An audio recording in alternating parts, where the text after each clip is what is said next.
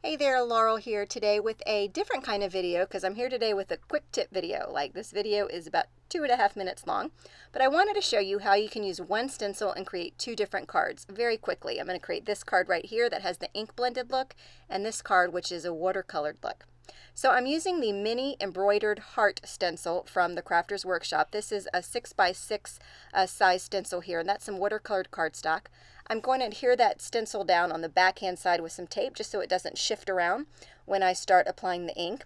Now I'm using distress inks. You can use any kind of ink that you want, but I like distress inks because they blend so beautifully together, and they're definitely going to pay off in the next technique.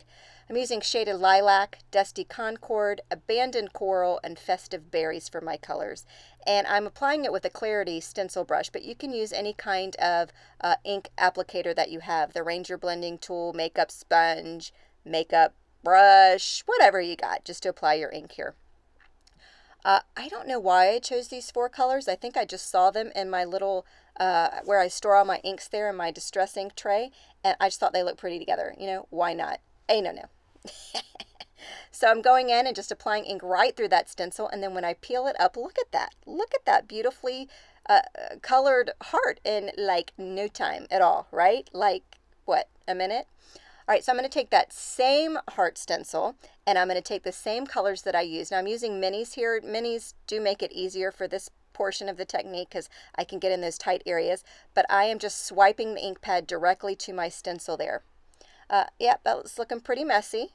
It's all right. I'm going to take that stencil and I'm going to spritz it with some water, and I'm basically going to stamp with that stencil. I'm going to take my watercolor cardstock and press it directly onto that stencil, and when I peel it up, look at that. I did zap it with my heat tool so I could finish up the video very quickly. And look at the look that you get, the two totally different looks that you get from the same ink colors. Just one's blending ink and one is watercoloring with it. I just think it's so pretty. So to finish the cards, I just stamped a sentiment there from Ellen Hudson, and I adhered it to a purple card base. I'm into purple right now for some reason.